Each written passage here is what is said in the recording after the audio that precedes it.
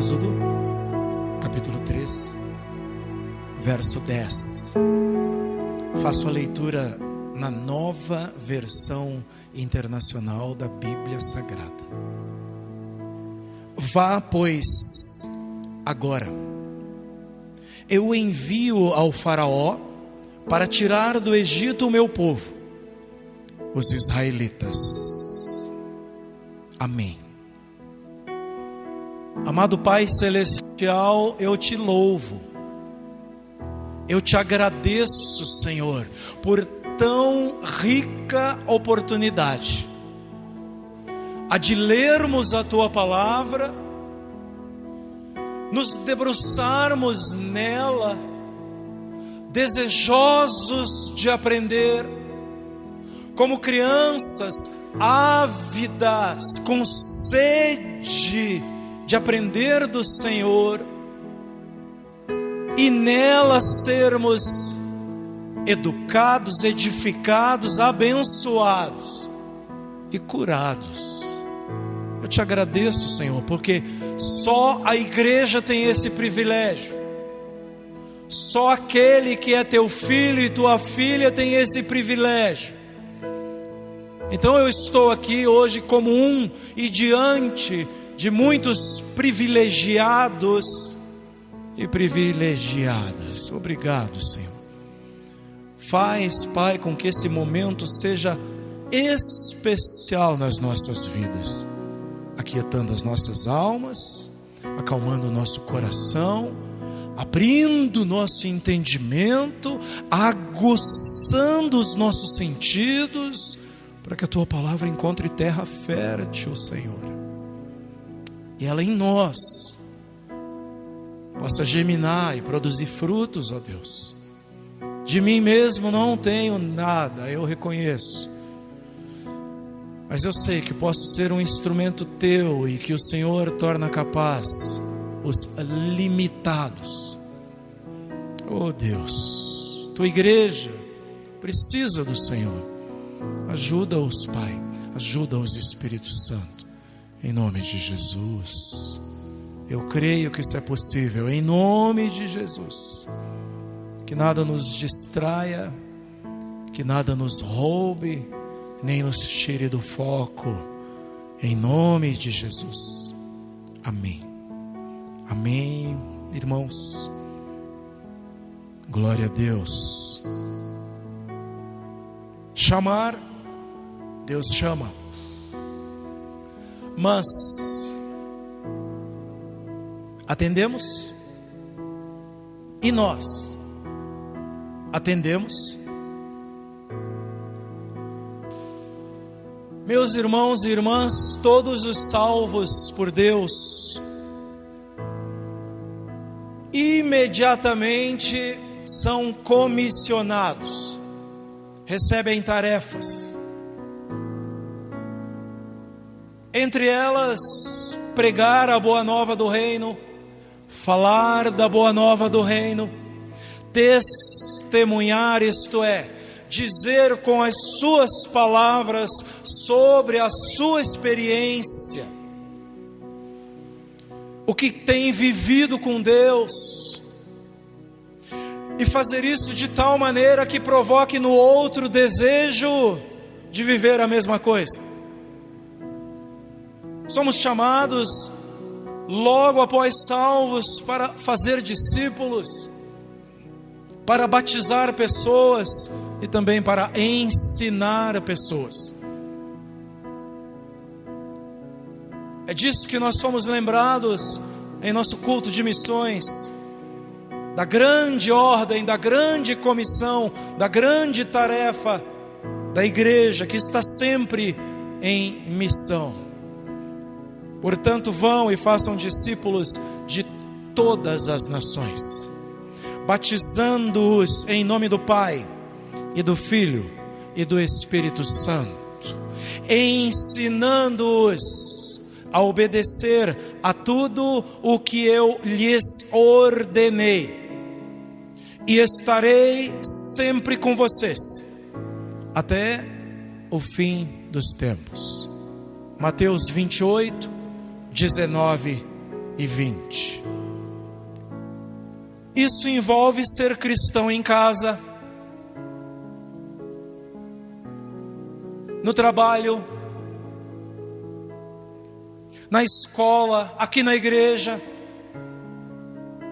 na vizinhança, no comércio.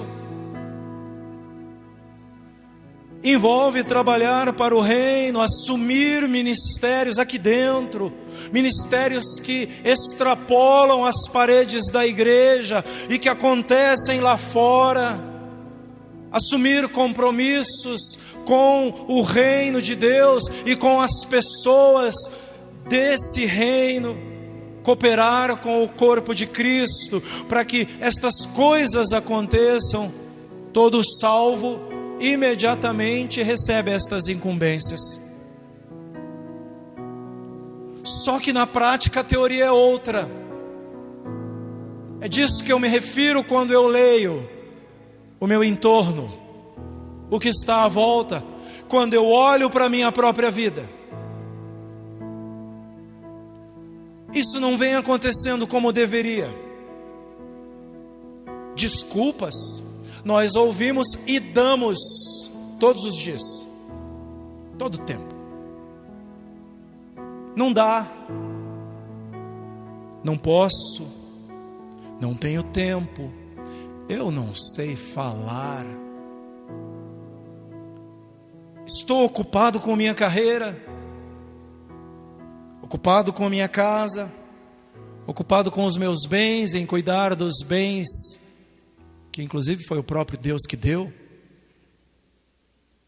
Estou ocupado com o trabalho religioso. Pode isso? Pode.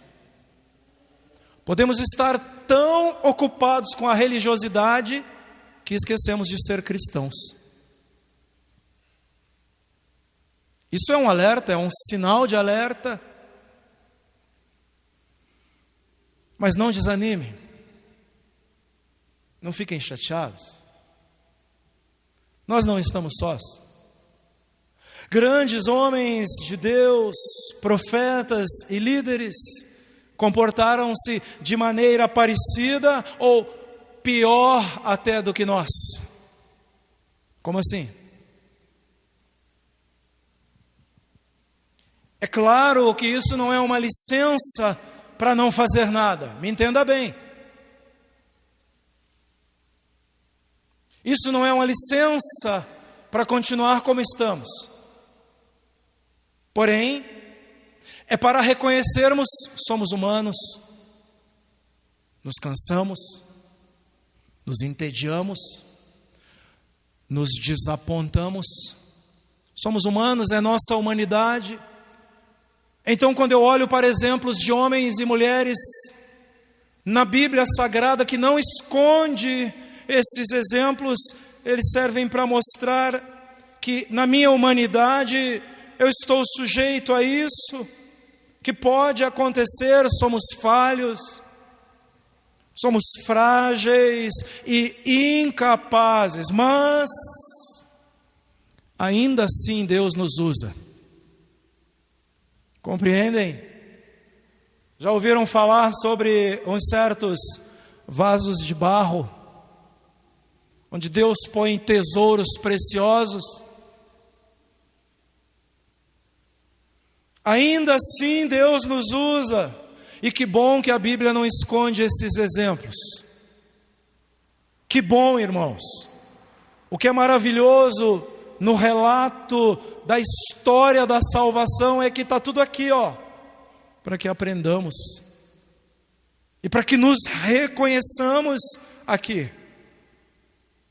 Mas qual é a lição então que eu tiro a partir desses homens e mulheres? Esses homens e mulheres, apesar de frágeis, incapazes, de suas fraquezas, atenderam o chamado do Senhor. Amém? Que assim seja, né? Atenderam o chamado de Deus. Eu posso até dizer, eu não vou. Eu não quero mais. Mas depois eu repenso, arrependo-me e vou. E venho, e eis-me aqui de novo. Ei-los aqui outra vez. Claro que não é só vir aqui. Mas somos assim, irmãos. Sabem, Jesus contou uma parábola em resposta aos líderes religiosos. E essa parábola é muito pertinente sobre esse chamado e a maneira de atender esse chamado. Ela está lá em Mateus, no capítulo 21, versos 28 ao 31. O que acham? Começa dizendo Jesus. Havia um homem que tinha 2 filhos. Chegando ao primeiro, disse: filho, vá trabalhar hoje na vinha. E este respondeu: não quero.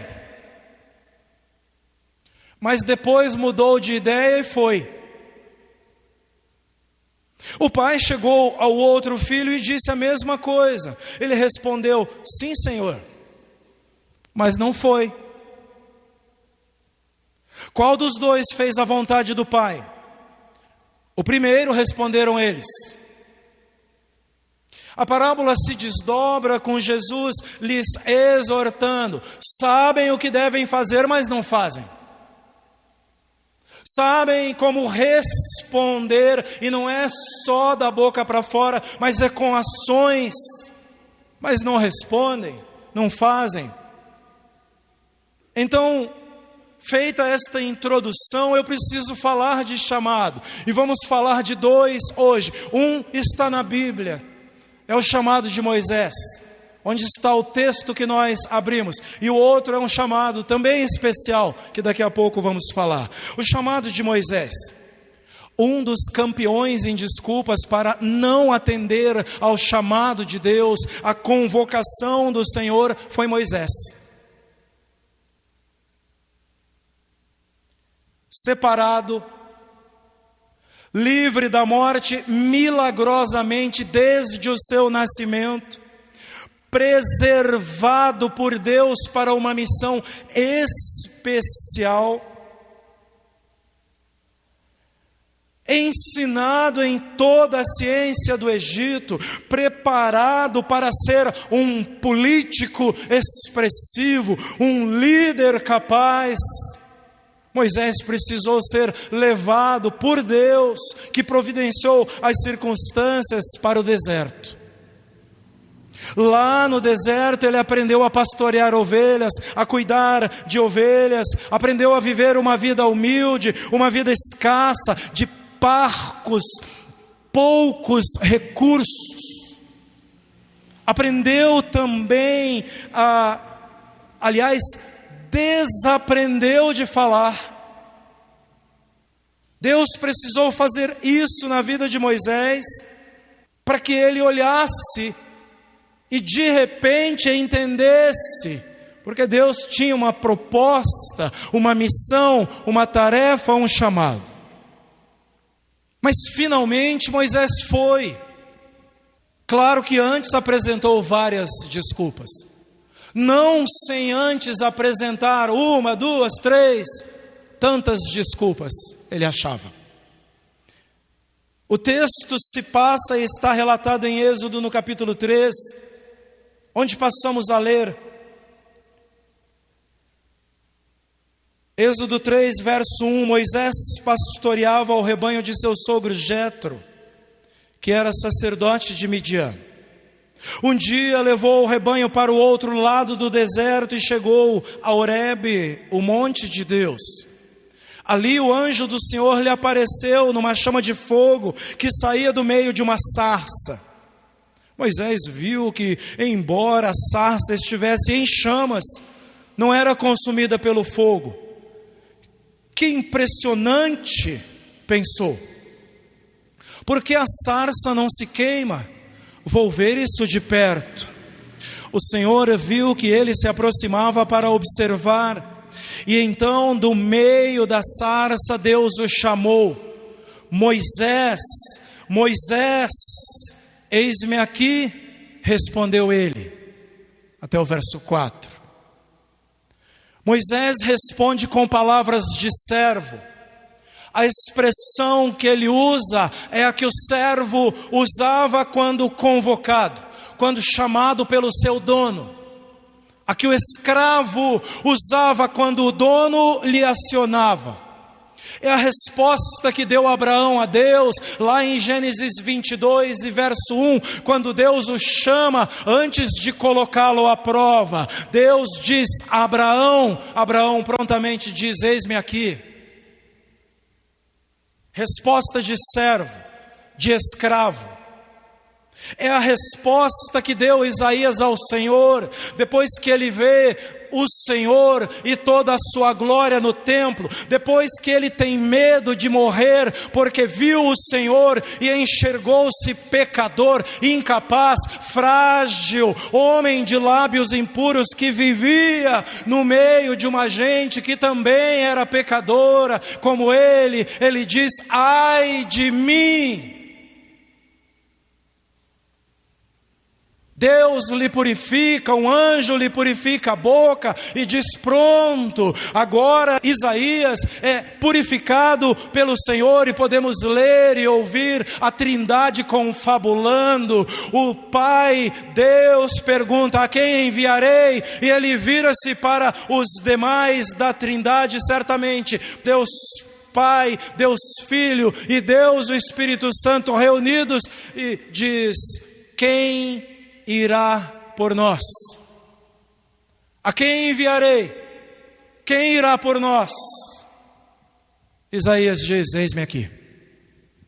Linguagem de servo, linguagem de quem não tem agenda, linguagem de quem está à disposição, em horário comercial, fora do horário comercial. Ele é servo. Servo é uma palavra bonita, ele é escravo. Servo responde: eis-me aqui. Foi a resposta de Samuel, não uma, mas 2, 3 vezes. Samuel chamou o Senhor e o menino diz: eis-me aqui. Samuel, segunda vez: eis-me aqui. Terceira vez: eis-me aqui. Foi a resposta de Maria, mãe do Salvador. Lucas 1:38, depois que Gabriel lhe anuncia a bênção que lhe aconteceria, ela mesmo sem entender diz: eu sou serva do Deus Altíssimo, faça-se em mim conforme a sua vontade. Eu sou servo, sou escravo. Moisés diz: eis-me aqui. E o texto continua, Êxodo 3, verso 5. Então disse Deus: não se aproxime, tire as sandálias dos pés, pois o lugar em que você está é terra santa. Disse ainda: eu sou o Deus de seu pai, o Deus de Abraão, o Deus de Isaque e o Deus de Jacó. Então Moisés cobriu o rosto, pois teve medo de olhar para Deus. Disse o Senhor: de fato tenho visto a opressão sobre o meu povo no Egito, tenho escutado o seu clamor por causa dos seus feitores, e sei quanto eles estão sofrendo. Por isso desci para livrá-los das mãos dos egípcios e tirá-los daqui para uma terra boa e vasta, onde há leite e mel com fartura, a terra dos cananeus, dos hititas, dos amorreus, dos ferezeus, dos heveus e dos jebuseus. Pois agora o clamor dos israelitas chegou a mim, e tenho visto como os egípcios os oprimem. Vá, pois, agora eu envio a Faraó para tirar do Egito o meu povo, os israelitas. Dada a tarefa, feito o chamado, começam as desculpas de Moisés. Verso 11, Moisés, porém, respondeu a Deus: quem sou eu para apresentar-me ao Faraó e tirar os israelitas do Egito? Eu não sou ninguém. Quem sou eu? Quem sou eu para comparecer diante do rei do Egito? Deus afirmou: eu estarei com você. Esta é a prova de que sou eu quem o envia. Quando você tirar o povo do Egito, vocês prestarão culto a Deus neste monte. A gente ainda vai se ver aqui, Moisés. É a prova de que sou eu que estou te enviando. Você voltará a este lugar que é santo, a este lugar onde você precisou tirar as sandálias. Ainda vai me cultuar, ainda vai prestar culto neste lugar. Percebam o que Deus diz: eu estarei com você. Deus garante a sua presença. E a pergunta é: precisaria de algo mais? Que mais? Deus continua lhe dando instruções, mas num outro momento, no capítulo 4 e no verso 1, Moisés respondeu: e se eles não acreditarem em mim, nem quiserem me ouvir e disserem: o Senhor não lhe apareceu? Então Deus lhe empodera. Deus dá poder a Moisés para a operação de prodígios, com o seu próprio cajado, até para curar com a própria mão, para tirar a água do rio e transformar essa água em sangue. Deus lhe empodera. Mas Moisés ainda não está convencido. Moisés ainda não se convenceu mesmo diante desse quadro. Capítulo 4, verso 10. Disse, porém, Moisés ao Senhor: ó Senhor, nunca tive facilidade para falar, nem no passado, nem agora que falaste ao teu servo. Não consigo falar bem. Disse-lhe o Senhor: quem deu a boca ao homem? Quem fez o surdo ou mudo? Quem lhe concede vista e torna cego? Não sou eu, o Senhor? Agora, pois, vá. Eu estarei com você, ensinando-lhe o que dizer. Deus reafirma: eu estarei contigo, e não só estarei, mas eu vou te ensinar, eu vou colocar palavras que você deve dizer. Respondeu-lhe, porém, Moisés: ah, Senhor, peço-te que envies outra pessoa. Manda outro. Então o Senhor se irou com Moisés. Ele disse: você não tem o seu irmão Arão, o levita? Eu sei que ele fala bem. Ele já está vindo ao seu encontro e se alegrará ao vê-lo. Você falará com ele e lhe dirá o que deve dizer. Terceira vez, eu estarei com vocês ao falarem e lhes direi o que fazer. Verso 16, assim como Deus fala ao profeta: você falará ao seu irmão, e ele será o seu porta-voz diante do povo. Desde o capítulo 3, Deus está dizendo: eu estarei contigo, eu vou contigo. Segunda vez ele diz: eu vou contigo e te direi o que você deve dizer. Terceira vez: eu irei com vocês e lhes direi o que devem dizer. É a presença de Deus é suficiente. Deus garante a sua presença. Depois disso tudo, depois dessa tremenda demonstração de paciência da parte de Deus, Moisés foi. Moisés vai. E eis aí, portanto, o chamado de Moisés e as suas desculpas. O segundo que eu quero olhar com você é o meu e o seu chamado. E aqui poderíamos substituir nesse segundo título o chamado do pastor Carlos, o chamado do nosso irmão Michel, a nossa irmã Miriam, o chamado da irmã Ana, o chamado da Patrícia, o chamado da Danúbia, da Inácia, do Micael. Substitua aí agora nesse título, ponha teu nome aí e vá ouvindo, ó. Se você está aqui comigo esta noite, e se você ouve esta ministração pela internet, pelo rádio, onde quer que você esteja, se você já confessou com a tua boca que Jesus Cristo é Senhor, se creu no teu coração de que Ele ressuscitou dos mortos, então você já é salvo e Deus já te convocou. Você já é salva e Deus já te chamou. Sabem, na Bíblia tem uma história, um relato. Jesus chamou um homem para ser seu discípulo. E a resposta desse homem me encanta. É Levi. Mateus 9, verso 9, diz que Jesus saiu dali onde ele estava e no caminho viu um cobrador de impostos. Eu estou lendo na Nova Tradução, na linguagem de hoje, chamado Mateus, sentado no lugar onde os impostos eram pagos. Jesus lhe disse: venha comigo. Mateus se levantou e foi com ele. Simples assim, levantou-se e foi. O chamado foi um motivo de honra para Mateus, porque não parou aqui.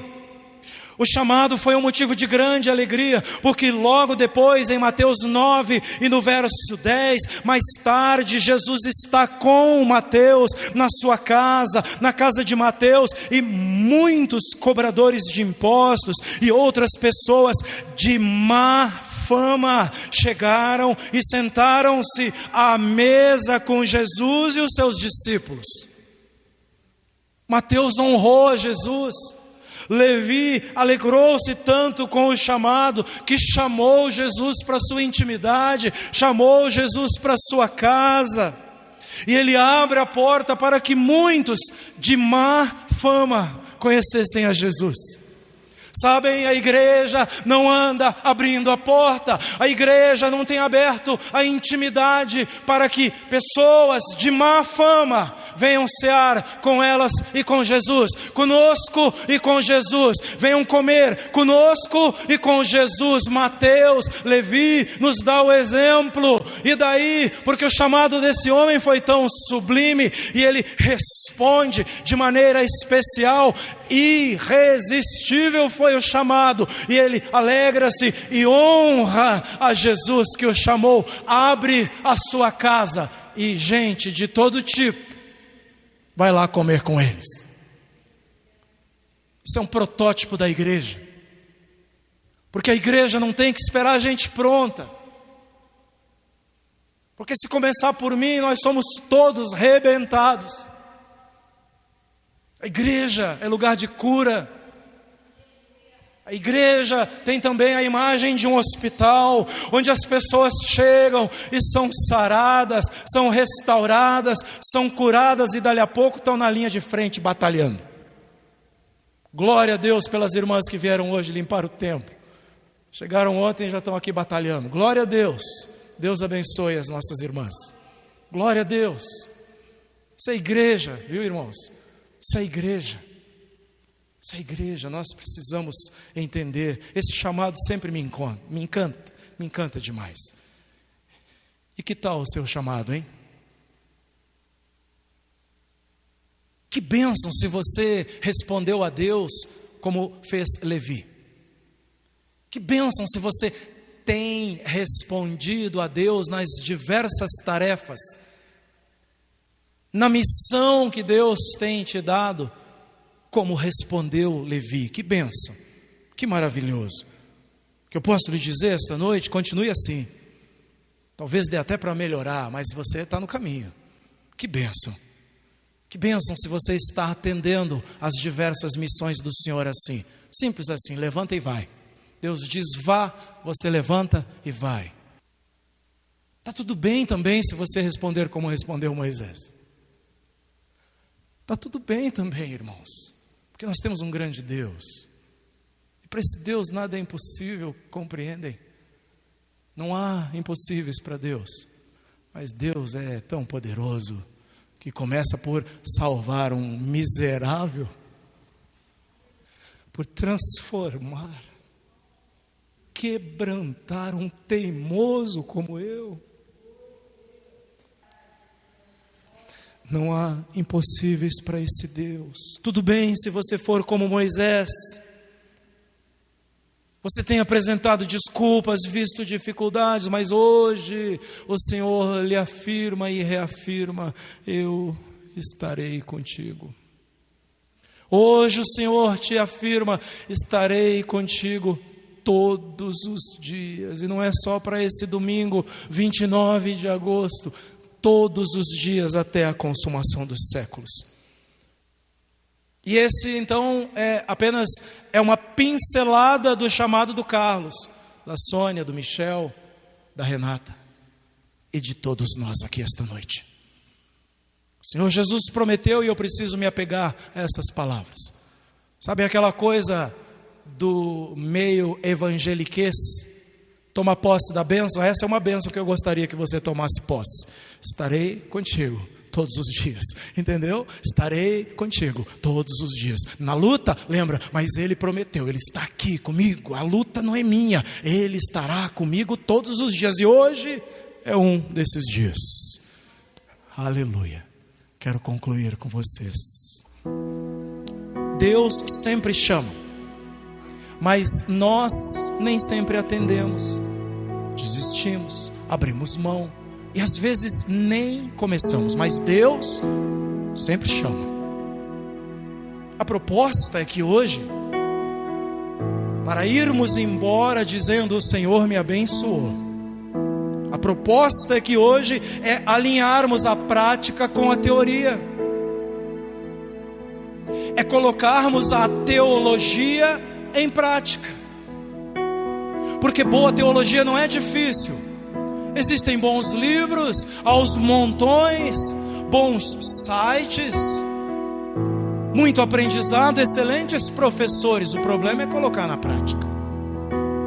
E se hoje tivermos a felicidade de sairmos daqui praticando um pouco, pelo menos, do que Deus nos permitiu ouvir hoje, sairemos daqui felizes com o nosso Deus, dizendo: Deus me visitou esta noite. Compreendem? Porque Deus visita, Deus balança as estruturas, mas eu estou para ver, e eu quero ver gente saindo daqui dizendo: Deus me visitou, porque eu fui me quebrantando, eu fui descendo na cadeira, e daqui a pouco eu já estava quase embaixo da cadeira, de tanto que o Espírito Santo me comprimiu, me pressionou, mas me abençoou demais.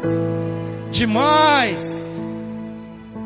Alinhar a prática com a teoria. Não basta ser conhecedor, é preciso ser praticante da palavra. É o que ensina Tiago em sua carta. Não basta seguir a Jesus de longe, ficar de longe como ficou Pedro. Ele acabou sendo crucificado, e Pedro olhando de longe, de longe, de longe. É preciso se chegar, é preciso estar junto, é preciso se misturar. Como diz nosso pastor Gilmar Lopes, é preciso virar purê. No purê você identifica qual é a batata mais clarinha, qual é a batata mais escurinha. Você identifica? Não! Porque está tudo misturado, virou purê, virou uma massa só. Isso é o chamado para o cristianismo, é esse o chamado para ser igreja, é se misturar, é tornar-se discípulo, discípula, mas é mais que isso, é tornar-se amigo de Deus, amigo de Jesus. E para Jesus, sabe quem é amigo? Quem é amigo de Jesus? Ele diz: vocês são meus amigos se fazem o que eu mando. Amigo de Jesus é quem lhe obedece. Amigo de Jesus é quem, quando Ele chama, diz: eis-me aqui, eu sou só servo, eu já não tenho mais agenda. Então o Senhor manda, e se Deus manda, eis-me aqui. Jesus não reconhece servos que não estão dispostos a fazer o que Ele manda. Não reconhece. Sabem o que Ele diz em sua palavra? Porque vocês me chamam Senhor, Senhor, e não fazem o que eu digo? Ele chega a ponto de dizer: sabem os que eu considero meus servos? Eu comparo o homem que construiu sua casa sobre a rocha. E nela bateram os ventos, tempestades, enchente, chuva, e aquela casa não caiu, porque aquele homem prudente construiu sobre a rocha.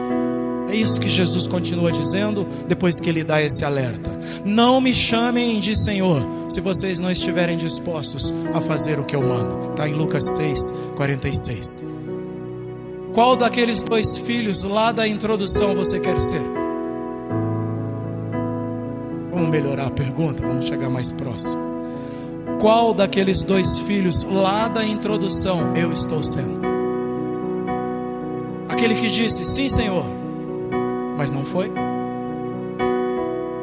Ou aquele que disse não quero, mas depois mudou de ideia e foi? Há muito para fazer, meus irmãos. E nesse final, aponto-lhes trabalho no ministério de louvor, isso aqui dentro.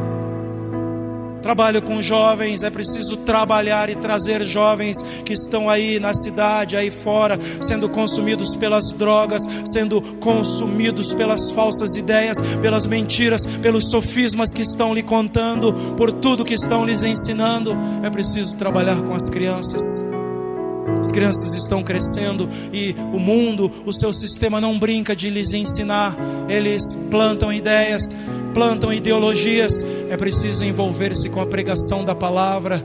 É preciso ensinar a palavra, divulgar essa palavra. É preciso gente para fazer a liturgia dos cultos, dirigir cultos, estar aqui dispostos, prontos para trabalhar, para que hoje você esteja sentado, outros estão lá trabalhando, estão aqui trabalhando, amanhã eles sentam, outros estarão ministrando e assim por diante. É preciso dirigir os cultos, é preciso envolver-se.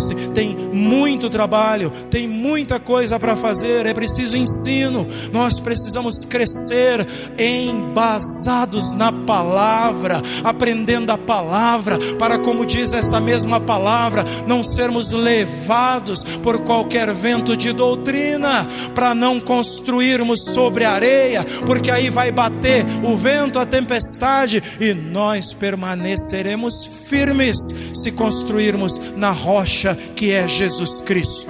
Tem muito para fazer, mas a proposta hoje, já me darei por satisfeito se começarmos devagar. E qual é a proposta? Que tal cada um de nós falar de Jesus essa semana? E lembrem-se, não é só ficar na teoria, vamos colocar isso na prática. Que tal cada um de nós convidar essa semana ao menos uma pessoa para vir ao culto? Inclusive dentro das nossas casas, muitos precisam de Jesus. Muitos não vêm, ou não vêm mais, ou não são nem convertidos ainda, dentro das nossas próprias casas. E outros estão afastados do corpo de Cristo.